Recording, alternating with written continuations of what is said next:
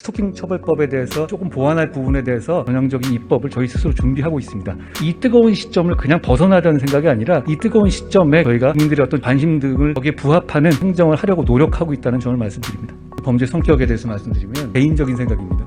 저는 이런 사안을 두고 데이트 폭력이다, 좋아서 그런 거다, 피해 호소인이다, 이런 나가지도 않은 소리를 하는 게 아니라면 여러 가지 하나의 범죄를 놓고 여러 가지 분석을 할 수 있다고 생각합니다. 그리고 거기에 대해서 국가가 책임을 느껴야 한다고 생각합니다. 지난 15일에 신당역 다녀오셨죠? 예, 그렇습니다. 네, 어떤 마음이셨을까요?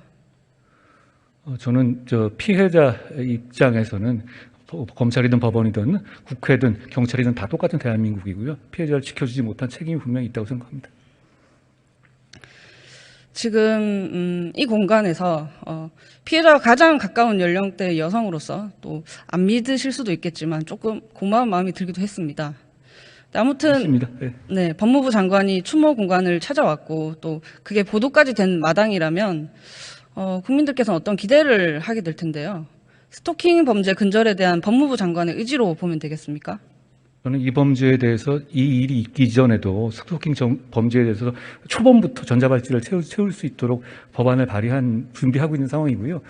저는 이런 비극적인 일이 있었을 때 단순하게 공직자가 할 일은 애통해야 할 문제가 아니라 뭔가 이 기화로 뭔가 달라지는 것을 보여줘야 한다고 생각합니다. 저희가 그래서 스토킹 처벌법에 대해서 조금 보완할 부분에 대해서 좀 굉장히 전향적인 방식, 아까 제가 일부 보도했지만 온라인상의 비대면 스토킹 처벌을 하는 규정, 그리고 위원님께서도 관심 갖고 계시는 피해자가 직접 법원에다가 신청할 수 있는 규정 등 저희가 지금까지 상당 부분 유보적이었던 부분에 대해서 전향적인 입법을 저희 스스로 준비하고 있습니다.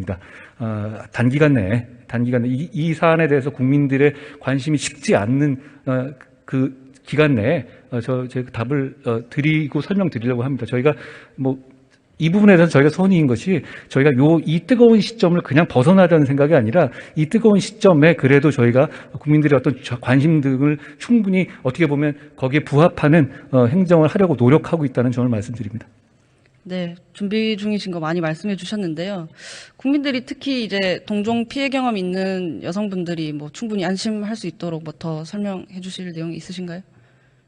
이 스토킹 범죄 자체는 꼭 남녀를 가리는 문제는 아닙니다만 대부분의 강력범죄가 사실 완력이 약한 여성들이 피해가 되는 점이 많이 있습니다. 그러니까 그 점을 고려한 정부 정책이 되어야 하는 것이고요.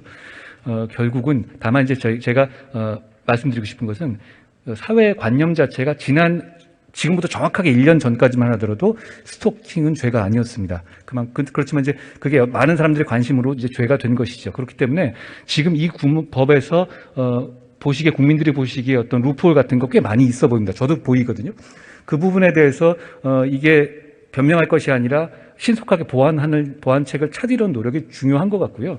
그 부분에 대해서 사실 그렇게 노력한다고 범죄가 완전히 근절되겠습니까? 그렇지만 이 사건, 신당역 사건 이전과 이후를 분명히 나눌 수 있다라고 나중에 말할 수 있도록 저희 입장에서 파격적인 조치를 준비해 보겠습니다. 네, 언제나 이렇게 내용과 성과로 말씀하시려고 하는 모습이 참 인상적이라고 저는 생각을 해왔는데요. 성폭력이 있었고 또 스토킹이 있었고 심지어 살인까지 이어졌는데 이게 참 정치권에 오면 좀 고약하고 매스꺼워지기도 합니다. 국민의힘 권성동 원내대표 또 김현숙 여가부 장관은 굳이 여성혐오 범죄가 아니다라고 했습니다. 이준석 전 대표는 6년 전 강남역 살인사건 때부터 여자라서 죽은 게 아니라고 했고요. 이제 이게 무슨 유행처럼 돼버렸는데 가장 순화한다고 하는 말이 여성뿐만 아니라 우리 사회의 비극 이라고 좀 애두르는 그런 겁니다. 정치인들은 근데 그냥 말하지 않거든요. 누구 듣기 좋으라고 하는 말들일 텐데 피해자들이 그러면 이런 말들을 듣고 이 사람이 내 삶의 문제를 해결해 주겠구나 라고 할까요? 그게 누구든 간에 여성들은 그리고 또 국민들은 저들이 나의 삶은 지켜주지 않겠구나 라고 생각하게 될 건 분명합니다. 장관님은 어떻게 말씀을 하시겠습니까? 이 범죄 성격에 대해서 말씀드리면 제 개인적인 생각입니다. 저는 이런 사안을 두고 데이트 폭력이다, 좋아서 그런 거다, 피해 호소인이다, 이런 말 같지도 않은 소리를 하는 게 아니라면 여러 가지 하나의 범죄를 놓고 여러 가지 분석을 할 수 있다고 생각합니다. 저는 근데 이 사안에 대해서는 이게 본질적으로는 극악한 스토킹 범죄이다, 보복 범죄라고 생각하고요. 그리고 거기에 대해서 국가가 책임을 느껴야 한다고 생각합니다.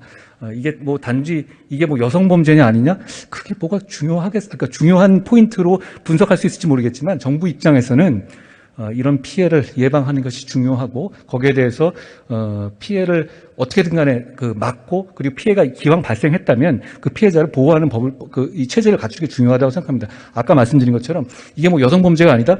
그래서 이게 보복 범죄고 스토킹 범죄긴 하지만 이런 유의 범죄가 여성에게 더 아주 많이 일어나는 것은 분명한 사실이고요. 그런 점을 감안해서 정부가 이게 이 피해자를 보호할 수 있는 대책을 만들어야 된다고 생각합니다.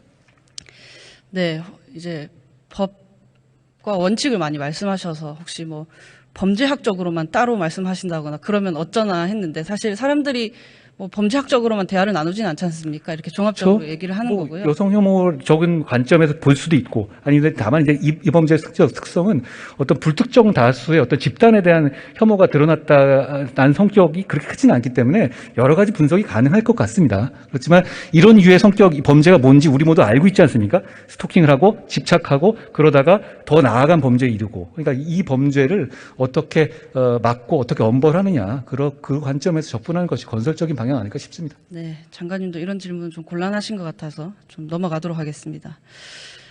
저는 전형적인 젠더 폭력 범죄라고 생각을 합니다. 성차별적인 여성 혐오적인 가치관이 깔려 있었다, 뭐 그렇게 보고 있고요.